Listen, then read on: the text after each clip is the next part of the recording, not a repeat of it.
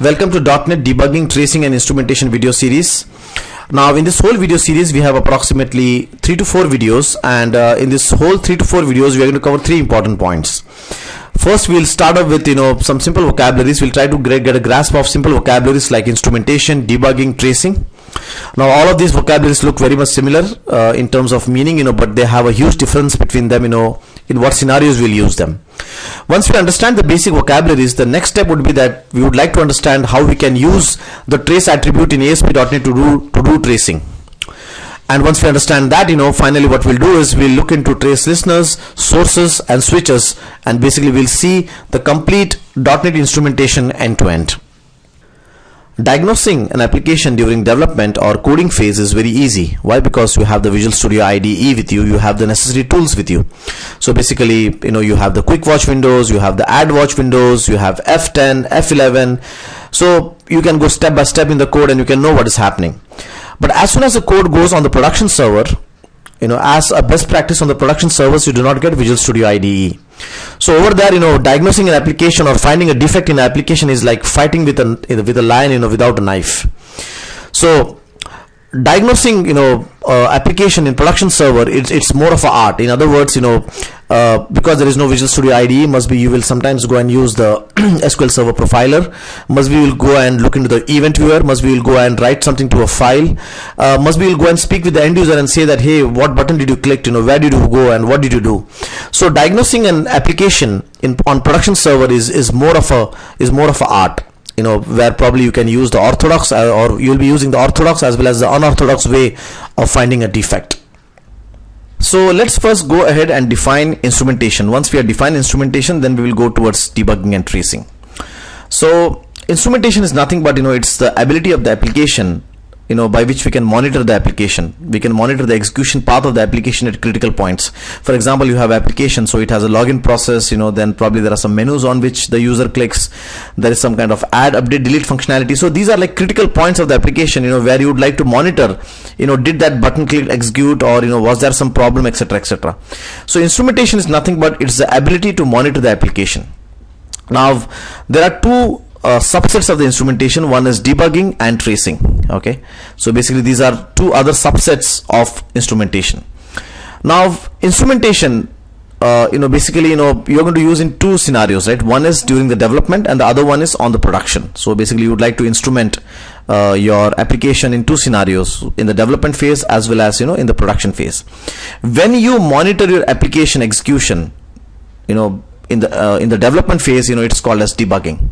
And when you basically monitor the application on the production server, right, it is called as tracing. So debugging is the vocabulary which is more related towards more related during the coding phase, while tracing is more related basically when the application is shipped to production. So the first important vocabulary is instrumentation, which is nothing but debugging the application at critical points. Okay, and there are two subsets of it. One is debugging, the other one is tracing.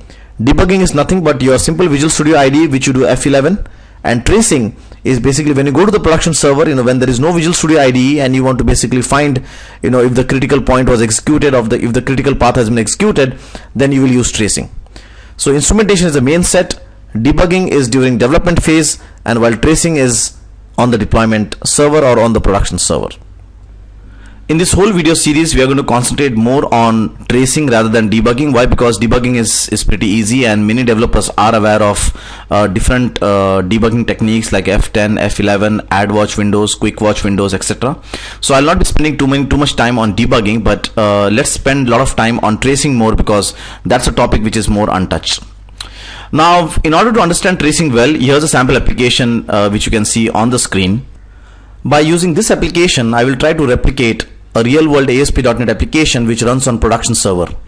Now what happens in real world is you have a lot of buttons, a lot of menu bars, a lot of processes, a lot of screens, and when there is a defect in production, you would like to know where the defect happened.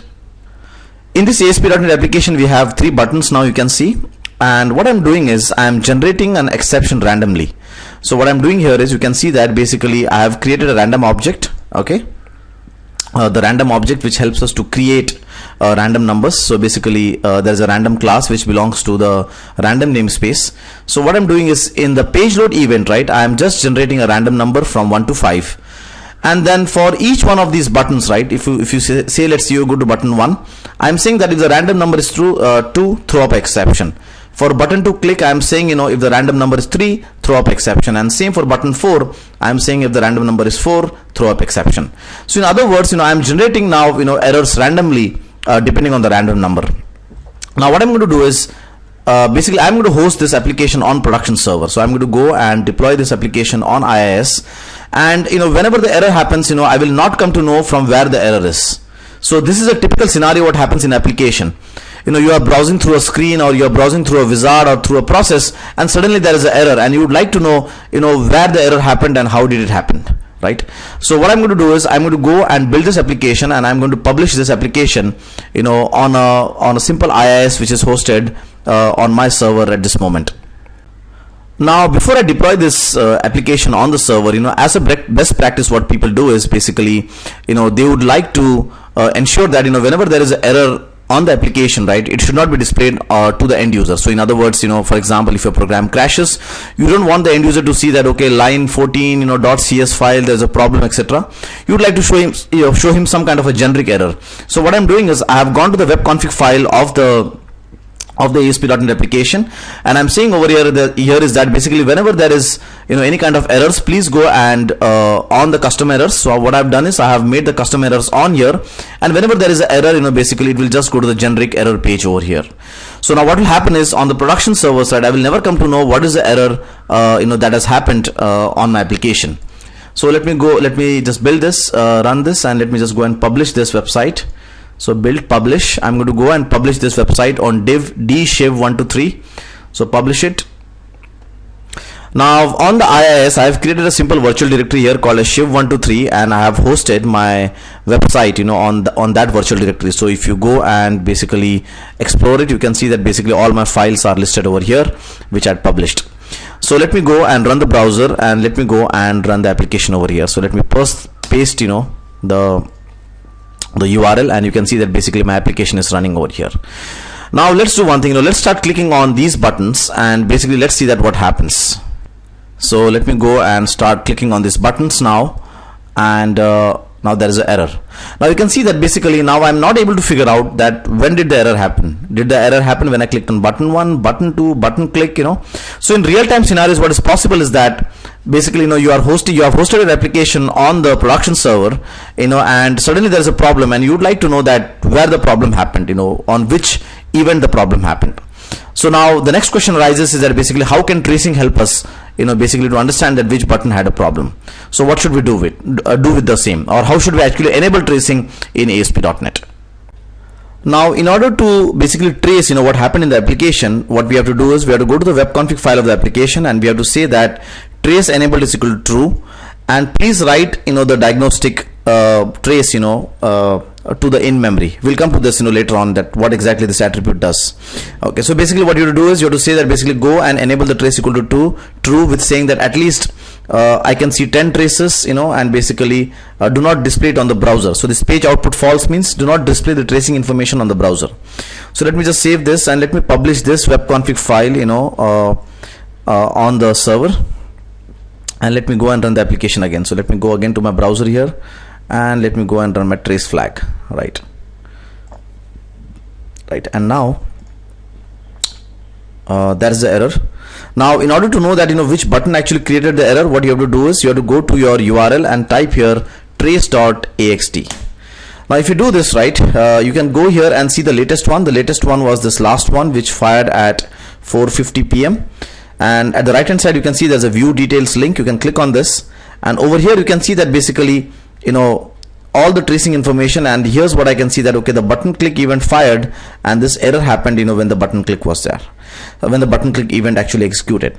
So in other words, by using the trace flag, or by enabling the trace flag in the web config file, you can go and use the trace.axt at the back end to see that where the error happened in the application and how did it happen. In this video we saw a very simple basic way of doing tracing. Now the trace attribute has a lot of variations. So this trace attribute has, a lot of other variations, by which we can use the same in ASP.NET. So in the next video, we'll try to see that how the trace attribute can be used by other possible ways in ASP.NET to do tracing. So I hope you have enjoyed this video, and in the next video, we'll see the possible ways of using the trace attribute. Thank you very much.